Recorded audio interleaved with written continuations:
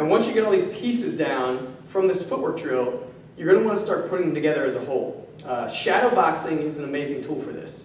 One thing I recommend is get up 5-10 minutes early in the morning. Just get on your toes and start moving around.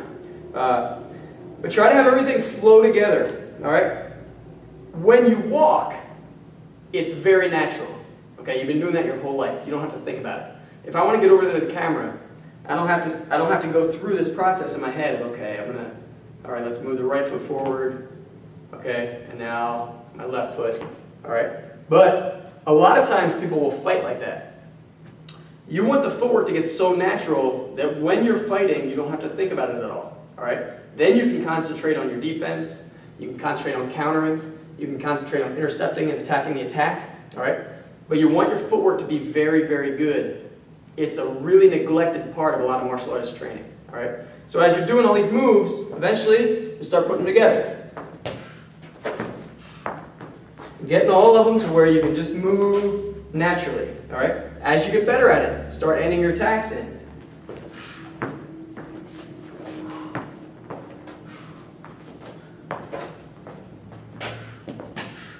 All right? So that's the first step, is getting that. Then you can start thinking about what we call boxing shuffle. All right?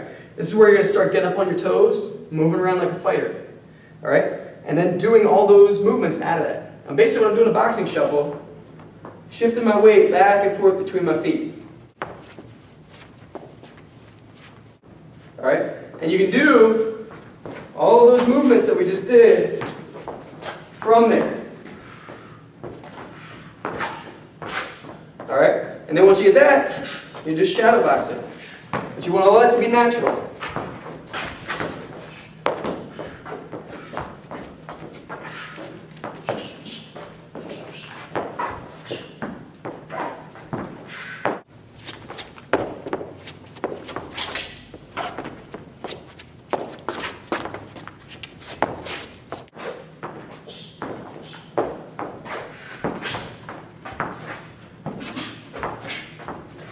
Just like when you go to walk across the room, you don't have to think about what foot to put in front of the other one. You shouldn't have to think when somebody's throwing a punch at your head, okay, movement number 2. All right? It should just be natural for you to get where you need to be. And once you do that, you can start being able to think about your game plan and your strategy. All right? But footwork, if your footwork is good and you learn to control the range, you're going to control the fight. It's going to make you a lot better fighter if you practice this stuff. I think, for my students, it's one of the most important things in the beginning that I want them to get and get a solid foundation of. So now you got your boxing shuffle, you get all your movement that we did from the footwork, and you're starting to be able to do them, put them together. All right? One thing to kind of look out for when you're doing the boxing shuffle, all right, as you're moving around, you notice that this happens a lot.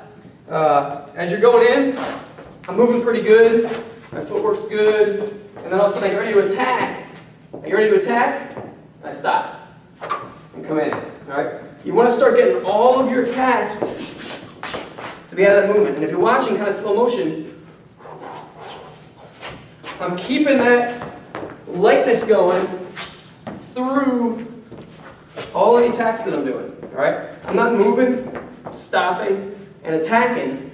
It was something that I used to do. A friend of mine, Jay, actually pointed out to me when I was back in college.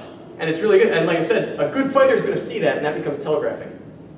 You can practice this in your shadow boxing. You can also practice it on a heavy bag. It's a real good spot to work on this too. So try to keep on your toes. Keep that weight there, even as you're attacking. All right? If you got to set your weight down, boom, every time you throw an attack, it's going to really slow you down. All right? It's also going to give your opponent opportunities to attack you. So try to get to where you can attack out of that motion. So that's the drill. Thanks for watching. Practice those things. Again, really try to get your footwork to be as natural for you as walking across the room to pick up a drink. It's very important. Like I said, you got to be able to move without thinking about it during a fight. You should be able to just get here. If I want to get to the camera, you shouldn't have to think about it. If I want to get away to the side, I shouldn't have to think about it. When you're fighting, you should be able to think about your opponent. You should be able to think about your strategy, your game plan. And as you get that down, if your footwork is more natural, you're going to be able to start doing things like intercept and attack, defend, get out of the way. You're going to start being very unhittable in a fight if you move really well. It's also important distance-wise. You want to be in kicking range or punching range or trapping range when you want to be. You don't want to let someone else dictate that. You don't want to let a boxer control when they're going to be in punching range. So being able to move, get in and get your attacks, and then get away before you get counterattacked is going to make your defense a lot better. You're not going to get hit as much, which is really nice in a fight. So anyway, good luck, happy training. Get up in the morning, set your alarm just 15 minutes early, and get up and practice this stuff because it's going to be very important. But also, getting up on your toes like that, give you a lot more energy throughout the day, help you start being a little bit more alert at work, school, whatever. So train this stuff hard. I can't overemphasize how important and fundamental your footwork is to all your fighting.